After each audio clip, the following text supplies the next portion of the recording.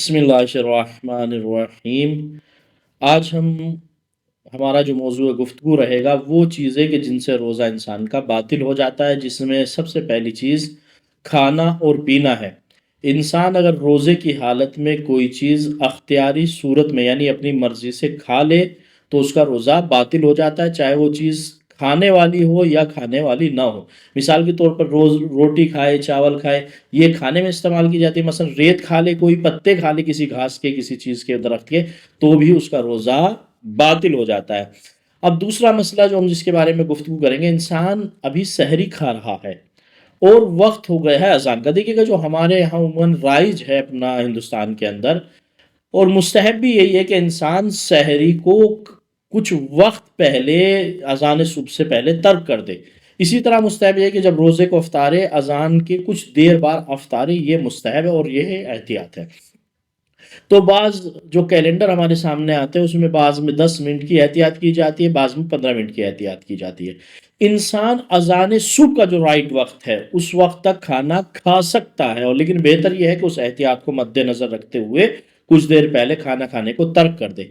अब लेकिन इंसान अगर खाना खा रहा है और वही अजान का वक्त हो गया है, अब उसके मुंह में जो भी लुकमा है तो अब उसे निगलना नहीं है, फौरन उस लुकमे को बाहर निकाल कर जो है एक जगह बढ़ा देना है। और अगर वो अजान का वक्त हो गया और उसके बाद भी उसने उस निवाले को निगल लिया है तो उसका रोज़ा बातिल हो जाएगा। ये ज़रूरी है, इस चीज़ को तवज्जो दीजिएगा।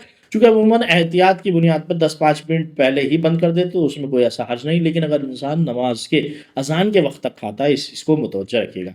अब दूसरा मरहला हम इंसान को इस तरह मुतवज्जो करना चाहते हैं, इंसान ने ग़िज़ा खाई है।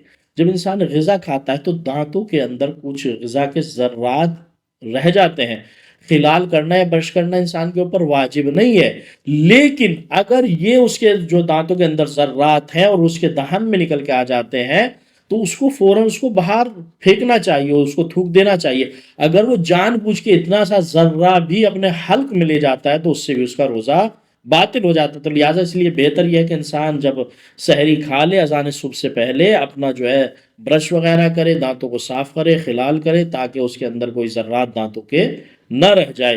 तो इस चीज़ों की रियायत कीजिएगा। और वही फिर खतरा कि अगर एक ज़र्रा भी दांत में रह गया और वो आपने जानबूझकर, अगर धोखे से आपके मुंह में चला गया तो आपका रोज़ा बातिल नहीं किया, अगर जानबूझ के किया आपने तो आपका रोज़ा बातिल हो जाता है।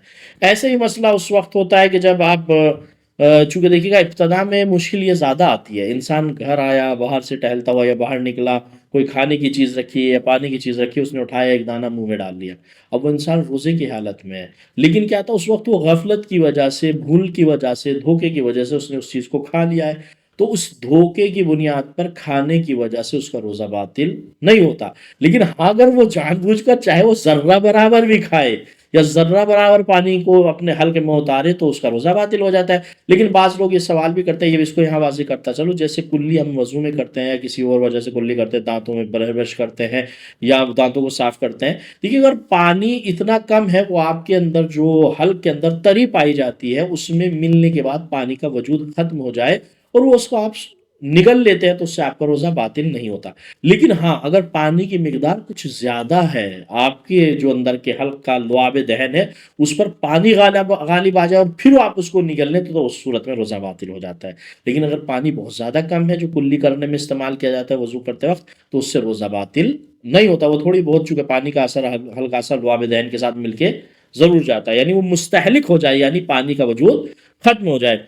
अब उसके बाद हम अगला मसला जो बयान करना चाहते हैं, इंसान के जो हमने बयान कर दिया कि यानी खिलाल करना उसको लिए वाजिब नहीं है, लेकिन एहतियातन उसको खिलाल करे।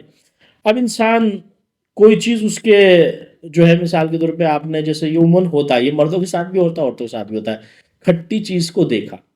अब खट्टी चीज़ को देखने के बाद इंसान के मुंह में पानी आने लगता है। अब जो इंसान के मुंह में पानी बनता है, अब वो इंसान उसको निगल जाता है, तो ऐसी सूरत में उस पानी को निगलने से रोज़ा बातिल नहीं होता। वो खटाई वगैरह या जो भी चीज़ को देखकर इंसान के मुंह में पानी आया या लजीज ग़िज़ा को देखकर मुंह में पानी आता है तो उस पानी से रोज़ा बातिल नहीं होता है। अब उसका मसला, दूसरा मसला ये है कि मसलन इंसान को देखिए अब ये मौसम की तब्दीली भी होती है या बारह मौसम में इंसान के लिए मुश्किलात भी होती है, जिसे कहते हैं हम बलगम। अगर इंसान को बलगम आता है तो उसे इंसान को थूक देना चाहिए। لیکن اگر انسان نے اس کو تھوکا نہیں اور اتفاقی طور پر یعنی جو ہے اس کے حلق میں دوبارہ واپس چلا گیا، دہان میں آیا اور دوبارہ واپس چلا گیا، تو ایسی صورت میں اس کا روزہ باطل نہیں ہوتا ہے۔ چونکہ یہ خلط بینی کے مسئلے کے بارے میں ہر مراجع تقریباً آیت اللہ سستانی و آیت اللہ خامنئی یہی مسئلہ اس کے بارے میں بیان کرتا ہے۔ لیکن مستحب کیا ہے، انسان کو اس کو پرہیز کرنا چاہیے، جیسے ہی آیا فوراً اس کو اپنے حلق سے باہر پھینک دے۔ تو اب دیکھیے اس کے بعد دوسرا مسئلہ جو ہمارے لیے پیش آتا ہے، اس کو ذرا توجہ سے غور کیجیے گا۔ وہ مسئلہ یہ ہے کہ انسان کو اگر بوتل چڑھائی جائے یا انسان اس کو سیروم لگائی جائے یا انجیکشن لگایا جائے، تو انجیکشن لگانے سے یا سیروم لگانے سے انسان کا روزہ باطل نہیں ہوتا ہے۔ حتیٰ وہ جو انجیکشن یا اس کو سیروم لگایا جا رہا ہے وہ طاقت کا ہی کیوں نہ ہو، الگ بات ہے کہ مکروہ کی باب میں ہم اس کو گفتگو کریں گے، وہاں یہ چیزیں طاقت والا انجیکشن لگوانا مکروہ ہے، لیکن اس کا روزے پہ اس کے کوئی فرق پڑنے والا نہیں ہے۔ دیکھیے گا ہمارے یہاں عموماً چونکہ بعض مشکلات پیش آتی ہیں تو صورت میں جو کہتے ہیں کہ بھئی اب ہم اس کو انجیکشن لگوا دیں تو روزہ باطل ہو گیا، نہیں، روزہ انجیکشن لگوانے سے باطل نہیں ہوتا، اس کو غور سے پھر سمجھیے گا۔ کوئی سا بھی انجیکشن قسم کی ہو یا آپ کے سیروم چڑھائی، یعنی جسے ہم سے عام زبان میں تاکہ سب سمجھ جائے، بوتل جسے چڑھنا جو چڑھتی ہے یا کسی کے لیے گلوکوز چڑھتا ہے تو اس سے بھی روزہ باطل نہیں ہوتا ہے، چونکہ شرط کیا ہے، انسان کے حلق سے داخل اترنا، وہ آپ کی رگوں میں چڑھ رہا ہے تو اس سے روزہ باطل نہیں ہوتا ہے۔